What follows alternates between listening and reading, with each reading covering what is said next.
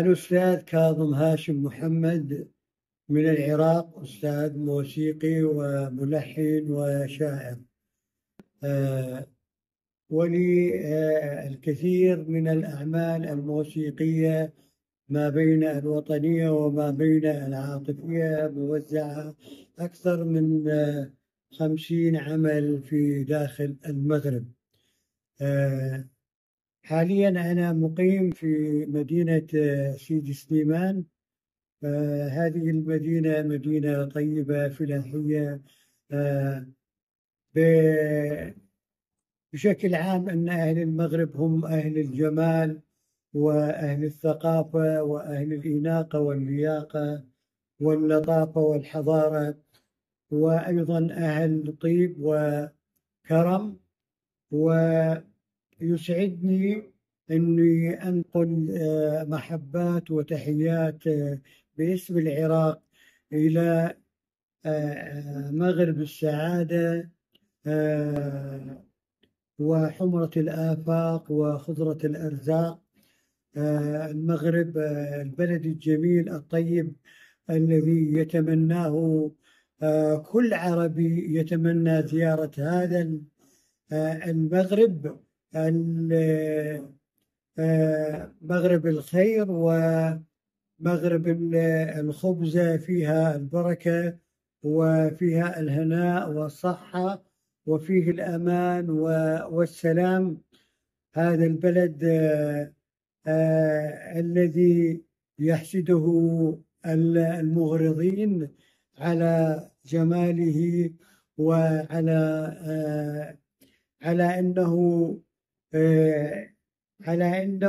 يتولاه ملك دبلوماسي وملك سياسي وملك محنك يقود المغرب إلى طريق السلام وطريق الأمان، ويجنب شعبه مشاكل الحروب وما إلى ذلك.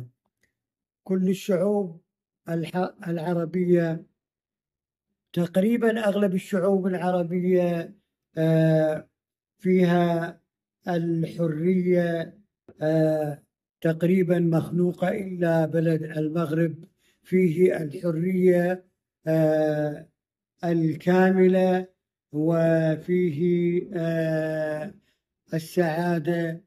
ولا أستطيع أن أوصف، لأنه الوصف يعني لا يرتقي إلى جمال هذا البلد الحبيب. احكي لنا عن المشاركة ديالك في هذا المهرجان. يعني مشاركتي في المهرجان الدولي الخاص بالموسيقى المعاصرة والتراث الشعبي في جرسيف، يعني مشاركة ذاتية ومشاركة محبة أخوية.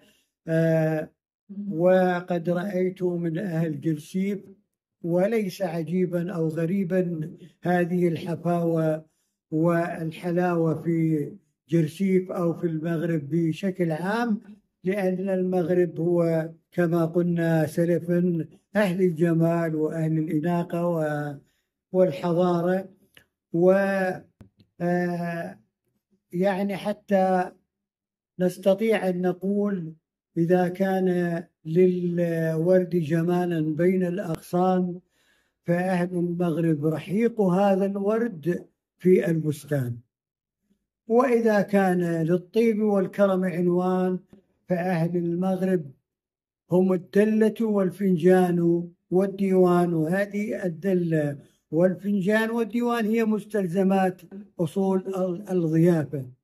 وإنما المغرب ليس فقط الدلة والفنجان والديوان، وإنما قلوبهم الصافية والنقية، قلوبهم بيوت لكل الضيوف الذين يدخلون بلد المغرب، لأنه بلد الإنسانية وبلد المحبة والسلام، ولا ينظر إلى الأديان، وإنما ينظر إلى الإنسانية التي خلقها الله، السليقة، سليقة المحبة والسليقة الإيمانية في الإنسان. فيعني ألف تحية وألف مجد لكل مغربي. كل مغربي يعتبر تاج على الرأس ويشرف أي مكان يعني يكون فيه. قبل ما تخرجوا ما تنساوش تابوناو في العشان وتابعونا على المواقع التواصل الاجتماعي.